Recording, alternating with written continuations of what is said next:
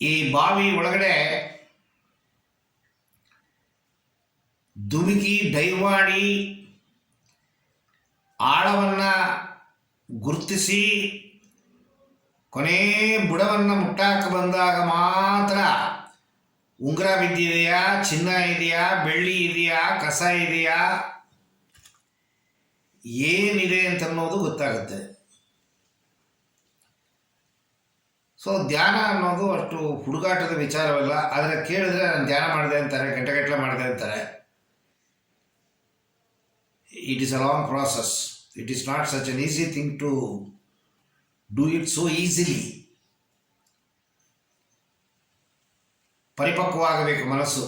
ಕಾಮ, ಕ್ರೋಧ, ಲೋಭ, ಮೋಹ, ಮದ, ಮಾತ್ಸರ್ಯ ಎಲ್ಲ ಬ್ಯಾಲೆನ್ಸ್ ಆಗಬೇಕು, ಅವೆಲ್ಲ ಧ್ಯಾನ ಮಾಡೋಕ್ಕೆ ಸಾಧ್ಯ. ಈ ಕಾಮ, ಕ್ರೋಧ, ಲೋಭ, ಮೋಹ, ಮದ, ಮಾತ್ಸರ್ಯ. ಕಾಮ ಅತಿ ಆಸೆ, ಕ್ರೋಧ ಅತಿ ಕೋಪ, ಲೋಭ ಅತಿ ಕಂಚೂಸ್ತನ, ಮೋಹ ಅತಿ ಅಟ್ಯಾಚ್ಮೆಂಟು, ಲೋಭ ಕಾಮ, ಕ್ರೋಧ, ಲೋಭ, ಮೋಹ, ಮದ ಅಹಂಕಾರ, ಅತಿ ಅಹಂಕಾರ, ದುರಹಂಕಾರ, ಮಾತ್ಸರ್ಯ ಅತಿ ಹೊಟ್ಟೆಗಿಚ್ಚು. ಈ ಅತಿ ಅತಿ ಅತಿ ಇದು ಹೋಗಬೇಕು ನಮ್ಮಲ್ಲಿ. ಹೋದರೆ ಮಾತ್ರ ಧ್ಯಾನದ ಸ್ಟೇಜನ್ನು ಮುಟ್ಟಕ್ಕೆ ಸಾಧ್ಯ. ಇನ್ನರ್ ಕಾನ್ಷಿಯಸ್ ಅಲ್ಲಿ ಏನಿದೆ?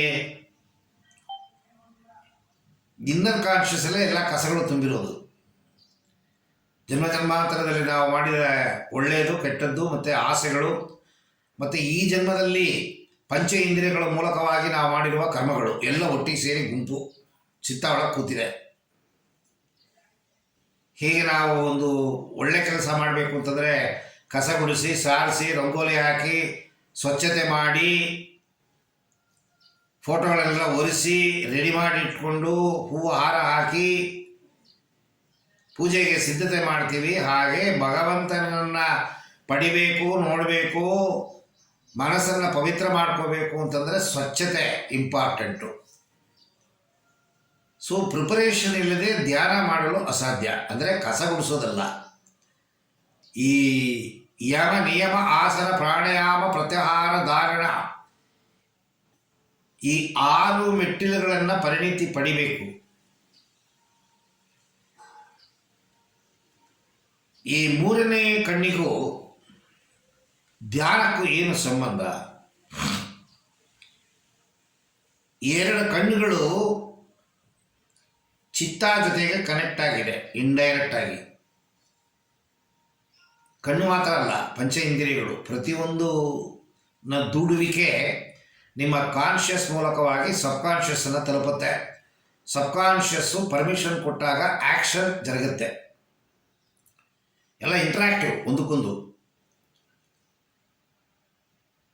ಸೊ ಪ್ಯಾಕೆಟಲ್ಲಿ ಸಿಗರೇಟ್ ಇರಬೇಕು, ಸೇರಬಾರ್ದು. ಪಕ್ಕದಲ್ಲಿ ಹೆಂಗಸಿರಬೇಕು, ತಪ್ಪಾದ ಭಾವನೆಯಲ್ಲಿ ಒಳ್ಳೆ ಮುಟ್ಟಬಾರ್ದು. ಎದುರುಗಡೆ ಯಾರೇ ಬರಲಿ ತಪ್ಪಾದ ಭಾವನೆಯಲ್ಲಿ ನೋಡಬಾರದು. ಇದು ಈ ಸೆಲ್ಫ್ ಕಂಟ್ರೋಲ್ ನಮಗೆ ಬರಬೇಕು ಅಂತಂದರೆ ಈ 6 ಮೆಟ್ಟಿಲುಗಳನ್ನು ಯಮ, ನಿಯಮ, self control, self discipline. So ಇದು ಬೇಸ್. ಇದು ಒಂದು ಡಾಕ್ಟರೇಟ್ಗೆ ಹೇಗೆ MBBS ಬೇಸು, ಹಾಗೆ ಈ 6 ಮೆಟ್ಟಿಲುಗಳು ಭಗವಂತನ ಬಾಗಲನ್ನು ತಟ್ಟಲು ಮೂಲ. ಅದಾದ ಮೇಲೆ ಧ್ಯಾನದ ವಿಚಾರ ಬರುತ್ತೆ.